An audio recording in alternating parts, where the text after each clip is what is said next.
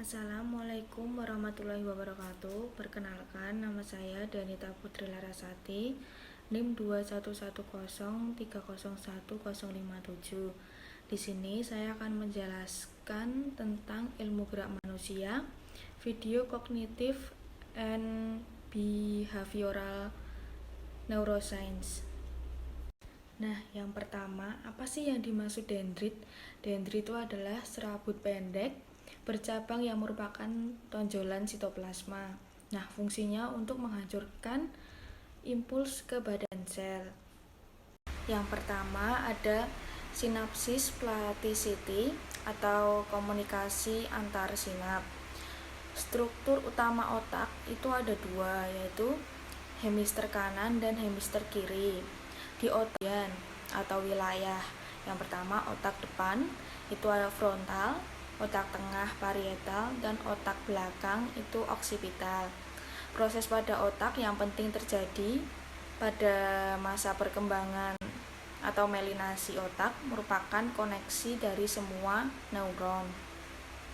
Selanjutnya kita membahas tentang sinapsis, yaitu komunikasi antar neuron di dalam otak yang rentan waktunya sangat cepat. Setelah itu ada hubungan antar sinap 3 jalur utama, diantaranya yang pertama ada sinyal elektrik otak, yang kedua ada sinyal neuro, yang ketiga ada gap junction. Neuron berkomunikasi dengan cara melepaskan bahan kimia yang bernama neurotransmitter melalui akson, dendrit, dan ke lainnya. Neuron merupakan sistem komunikasi utama di tubuh yang menghantarkan impuls arus listrik kepada tubuh. Selanjutnya ada bagian neuron, yaitu dendrit atau yang menerima dan menghantarkan rangsangan ke badan sel.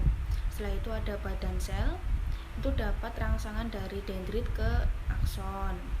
Nukleus itu untuk mengatur kegiatan sel saraf.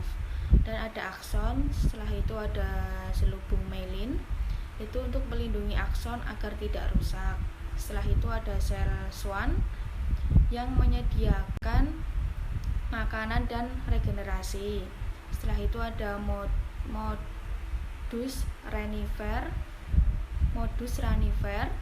itu untuk mempercepat transmisi impuls saraf.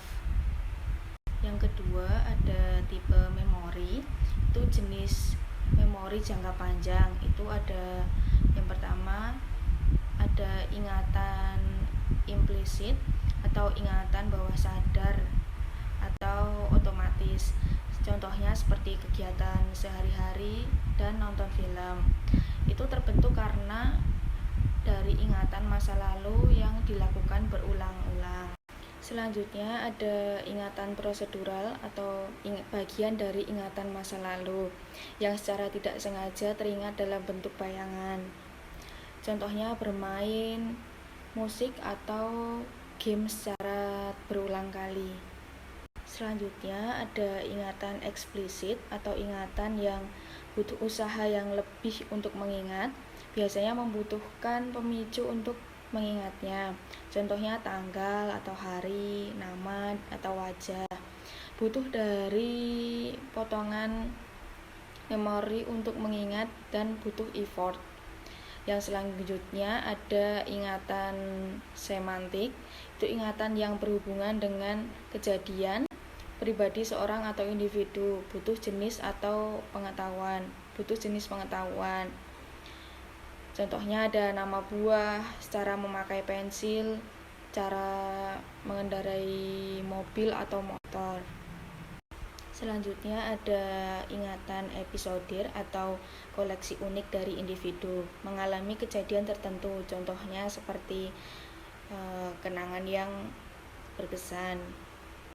Hantaran listrik sinap berfungsi untuk menyimpan, membentuk, memanggil kembali ingatan hingga memberi saraf respon saat ingatan itu muncul seperti ekspresi atau motorik. Selanjutnya memori dibagi menjadi dua, ada jangka pendek dan jangka panjang. Memori sensori adalah memori yang mencatat dan menyimpan info dari rangsangan yang diterima dari lingkungan melalui bantuan panca indera.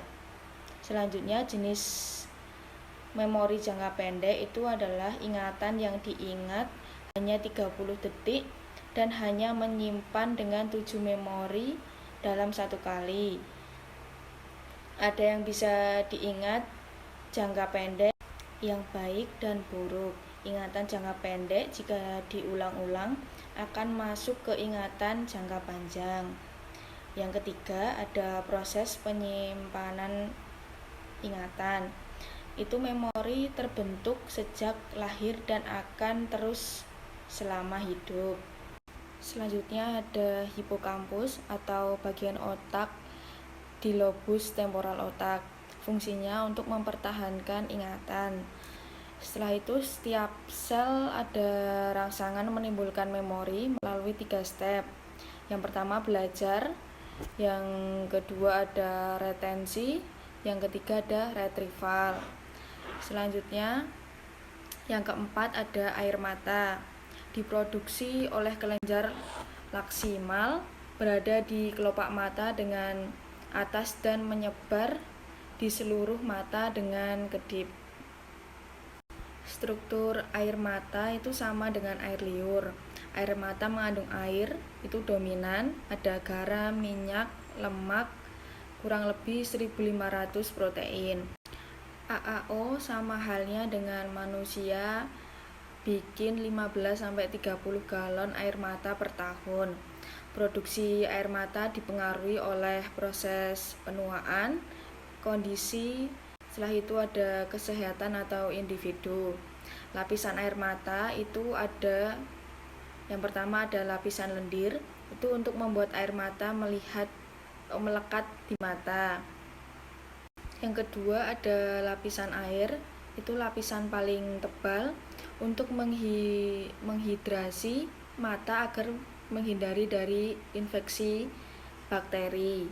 Selanjutnya ada lapisan minyak, itu fungsinya untuk mencegah lapisan lain menguap dan untuk menjaga lapisan air mata agar tetap halus. Selanjutnya ada jenis-jenis air bat rangsangan dari benda asing, contohnya saat mengupas bawang. Yang terakhir ada air mata emosional, itu saat sedih, marah, dan lain sebagainya, mengandung hormon stres dan penghilang rasa sakit. Sekian video dari saya, kurang lebihnya mohon maaf. Wassalamualaikum warahmatullahi wabarakatuh.